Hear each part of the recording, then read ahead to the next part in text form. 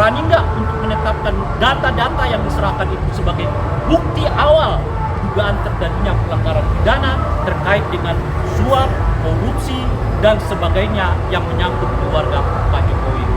Sehingga dengan begitu terang benderang sekarang, jangan orang lagi diombang-ambingkan dengan dalih mana bukti. Nggak ada bukti, yang ada data, dan data itu telah kami serahkan. Tinggal penyidik sekarang yang memiliki kewenangan untuk menentukan apakah data itu cukup untuk dinyatakan menindaklanjuti dalam proses hukum. Itu yang terakhir.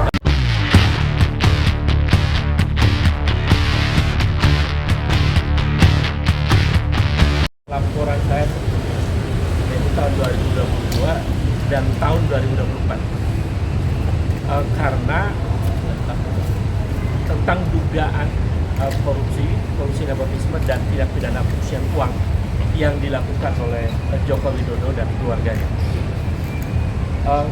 Kami tadi diterima oleh Dimas berdiskusi cukup panjang lah, 30 menit lebih dengan namanya boleh disebutkan boleh tidak, tapi diterima dengan baik dan agak perdebatan sebentar, tapi kemudian ketemu solusi membuka kembali apa yang sudah kami laporkan.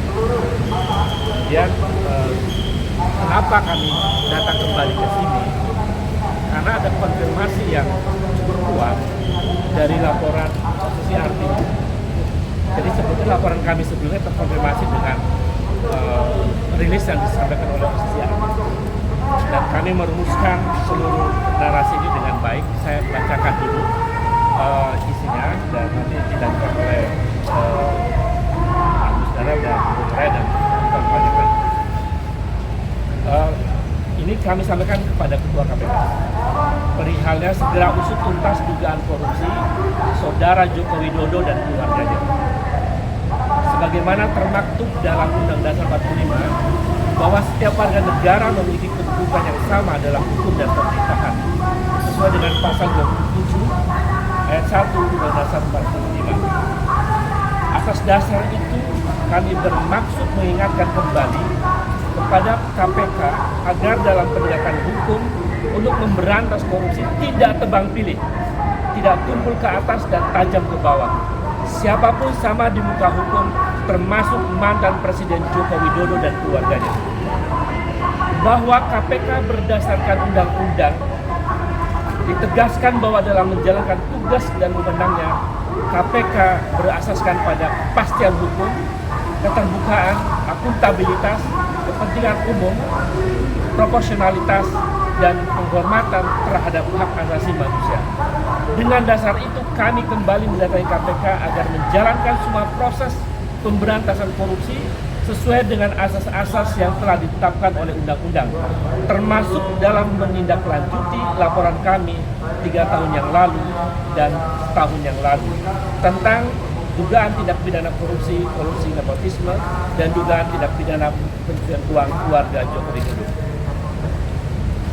Bahwa mantan Presiden RI yang ke-7 yang kami laporkan KPK 3 tahun lalu bernama Joko Widodo telah disebutkan oleh lembaga internasional organisasi Crime and Corruption Reporting Project sebagai salah satu mantan presiden terkorup di dunia. Posisi RP menyebutkan bahwa Joko Widodo secara signifikan melemahkan Komisi Pemberantasan Korupsi. Selain itu, posisi RP juga menyebutkan bahwa Jokowi telah merusak lembaga pemilihan umum dan peradilan Indonesia yang menguntungkan ambisi politik putranya bernama Gibran Rakabuming Raka. Perilaku kekuasaan semacam ini patut diduga kuat telah dilakukan praktek KKN yang patut menjadi perhatian serius KPK agar pimpinan KPK yang baru dapat mengembalikan citra dan wibawa KPK kembali dan lepas dari stigma bayang-bayang kekuasaan mantan Presiden Joko Widodo. Berdasarkan hal itu, kami pada Selasa 7 Januari 2025 kembali datang ke KPK untuk menyatakan bahwa 1. Menyayangkan pernyataan KPK yang tidak secara tegas menyatakan akan mengusut dugaan korupsi Joko Widodo maupun keluarganya terkait ramainya respon publik terhadap rilis OCCRP. KPK menyebut hanya menunggu laporan dari masyarakat terkait hal tersebut. 2. sikap KPK yang lembut dan pasif ini bertolak belakang dengan kasus yang menimpa tokoh politik dari partai politik yang bukan pejabat negara. Padahal KPK seharusnya mengejar pelaku korupsi yang berada di lingkaran kekuasaan atau mereka yang berada di lingkaran kekuasaan yang dilaporkan oleh masyarakat karena ada kerugian negara yang diakibatkan. Untuk 3 dan 4 silakan mulai. 3. KPK yang bersikap pasif terhadap kasus dugaan korupsi Joko Widodo telah menguatkan asumsi yang kuat bahwa KPK bekerja untuk kepentingan menyelamatkan uang negara, bahwa KPK bekerja bukan untuk kepentingan menyelamatkan uang negara, tetapi demi kepentingan menyelamatkan penguasa, mantan penguasa, dan bahkan oligarki di lingkaran kekuasaan. 4. Belum adanya laporan masyarakat seperti yang diungkapkan KPK adalah tidak benar. Sebab kawan kami aktivis Jurani 98 tadi sudah disebutkan tahun 2022 dan 2023 yang 4 yang lalu telah pernah melaporkan dugaan KKN dan tindak pidana pencucian uang yang dilakukan oleh keluarga Joko Widodo ke KPK pada tanggal 10 Januari 2022 dan laporan dugaan gratifikasi dan atau suap berupa penggunaan jet pribadi mewah oleh putranya yang bernama Kaisang. Selain itu, ada juga laporan dari TPDI pada tanggal 23 Oktober 2024. Disebutkan pula bahwa dalam persidangan mantan Gubernur Maluku Utara juga muncul istilah blok Medan yang disinyalir terkait dengan keluarga Joko Widodo. Jadi, KPK minta laporan seperti apa lagi padahal sudah banyak yang melaporkan Joko Widodo dan keluarganya khususnya kepada KPK.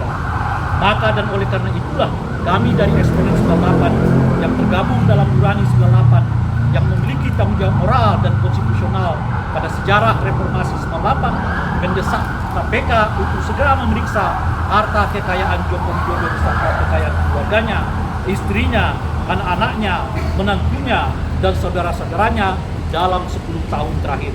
Sebab rilis posisi RP itu dengan tegas mensiratkan banyaknya warga negara Indonesia dan dunia yang memberi perhatian atas seluk-beluk dan asal-usul kekayaan Joko Widodo dan keluarganya yang sangat fantastis. Demikian desakan ini kami sampaikan kepada KPK agar KPK segera menindaklanjuti tuntutan ini untuk memanggil saudara Joko Widodo, putra-putrinya dan atau menantunya untuk dimintai keterangan tentang asal-usul kekayaannya yang segera ditingkatkan ke tahap ini.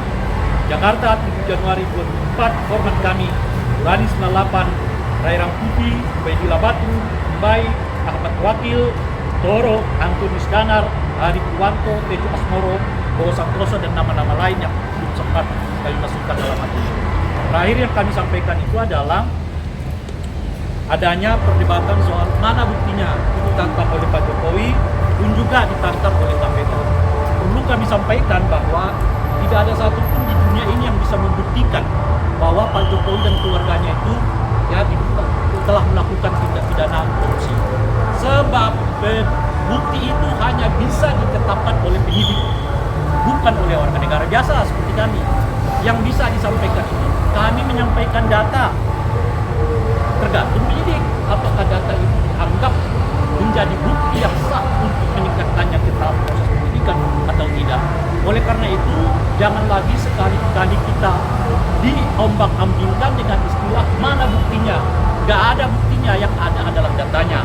Kalau ditanya ada datanya, sudah kita serahkan ke dulu tahun 2022 ke KPK, 2004 lalu ke KPK, baik oleh Nurani 98 maupun oleh organisasi masyarakat yang lain. Tinggal penyidik di KPK sekarang berani nggak untuk menetapkan data-data yang diserahkan itu sebagai bukti awal dugaan terjadinya pelanggaran pidana terkait dengan suap, korupsi, dan sebagainya yang menyangkut keluarga Pak Jokowi. Sehingga dengan begitu terang benderang sekarang, jangan orang lagi diombang-ambingkan dengan dalih mana bukti. Nggak ada bukti, yang ada data, dan data itu telah kami serahkan.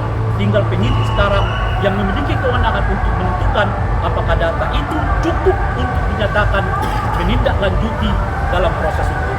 Itu yang terakhir dari kami. Terima kasih, dan terima kasih juga kami sampaikan kepada seluruh kawan-kawan media yang berkenan hadir ini. Ini semacam tantangan kepada KPK. Kalau kepada orang-orang yang berhubungan dengan lawan kekuasaan keras akan dikejar ke Antartika, tapi kalau kelihatan berhubungan dengan kawan berdiri, cukup antar kita. Jangan sampai itu yang terjadi. Terima kasih. Assalamualaikum warahmatullahi wabarakatuh. Saya tambahkan bahwa selain data-data yang sudah disampaikan KPK mulai 2 tahun lalu, setahun lalu dan tambah hari ini, kita juga mesti melihat bahwa secara empirik wajah Republik ini sedang muram, carut marut demokrasinya, dan salah satu mantan presiden masuk dalam daftar presiden yang terburuk di dunia. Tentu kita malu. Indonesia menjadi perbincangan dunia, dan disinilah KPK menjadi institusi yang dipertaruhkan. Apakah KPK akan berpihak pada kepentingan untuk memperbaiki keadaan Republik, atau justru KPK menjadi instrumen yang membuat wajah Republik makin buruk? Saya kira itu. Terima kasih. Kalau ada pertanyaan, silakan.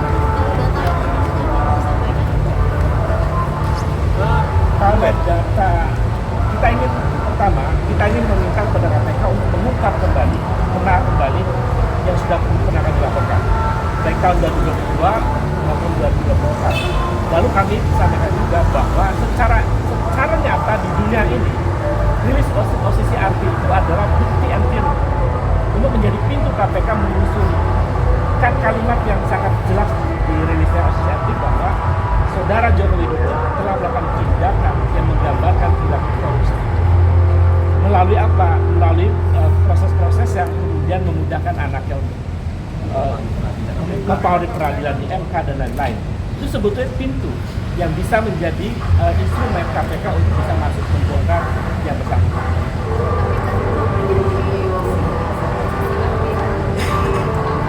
Kata siapa? Kata siapa? Nggak ada. Namanya tetap ada. Kalau kita lihat sekarang, ada 4 cara mereka untuk meredam isu ini. Pertama, dengan menyebut posisi RP itu tidak kredibel. Kenyataannya sebaliknya, kan? Kedua, mereka menyebut bahwa laporan itu nggak ada bukti. Itu dan mengatakan nggak akan ada bukti, yang ada data. Dan kira-kira gitu. Yang ketiga, mereka menyerang pribadi-pribadi dengan mengatakan itu pemecah belah bangsa. Bagaimana urusan kayak begitu terjadi pemecah belah bangsa? Yang keempat, nah isu yang terakhir itu sudah di take down oleh posisi RP. Di mana ada take down-nya? Yang ada mereka nundahi dari berita utama ke berita yang lain. Itu kan biasa dalam dunia media, kan? Dia tidak lagi berita utama mereka, sekarang kita dalam berita, itu loh kira-kira. Jadi berita tentang 5 nominator, ya, berita korup itu tetap ada dalam berita Basar Al-Asad. Tapi itulah yang sekarang dikerjakan oleh Basar Al-Asad dengan 4 model yang saya sebutkan tadi, dan semuanya terbantahkan satu persatu. Nah sekarang mereka beralih ke soal bukti. Nggak ada bukti, yang ada data. Kalau terkait dengan data sudah dilaporkan. Data apa saja? Soal penambahan harta kekayaan yang signifikan, ya kan, dari keluarga Pak Jokowi dan sebagainya, termasuk di dalamnya disampaikan di peradilan. Apa itu berkenaan dengan apa yang disebut dengan blok Medan dan sebagainya. Saya mulai dari apa yang Bapak pada tim KPK. Tadi Bapak menyebut ada kayak fakta persidangan blok Medan, KKN Pak Jokowi yang meningkat. Juga Bapak pernah melaporkan yang PT SM itu ya, ada sebuah gratifikasi terkait dengan Gibran. Apalagi datanya, apakah data yang dimiliki ini harus dijadikan bukti, ditambah keterangan Bapak ini menjadi dua alat bukti yang cukup untuk menetapkan Pak Jokowi sebagai tersangka? Untuk hal itu ya, tanggapannya gimana? Ya, kalau itu baru pos KPK menentukan segera menjadi tersangka atau tidak. Jadi nggak mungkin kami kemudian memutuskan sebagai tersangka. Karena itu sebetulnya kalau KPK serius, tinggal memanggil di antara orang-orang yang sudah pernah tersangka. Kalau KPK mengatakan tidak ada pejabat negara, ada semuanya. Joko Widodo adalah pejabat negara, anaknya pejabat negara, menantunya pejabat negara, direktur perusahaan swasta yang kemudian juga menjadi pejabat negara. Jadi terbantahkan aturan KPK karena semuanya ada pejabat negara. Nah dari pejabat negara itu sebetulnya kalau KPK serius, panggil aja salah satu di antara mereka, itu pintu masuk. Apakah nanti akan menjadi tersangka tergantung bagaimana penyidik KPK keseriusannya ya. Kalau bahkan kami pernah menyampaikan argumen hukumnya detail. Jadi kalau KPK baca argumen hukum ini sangat detail.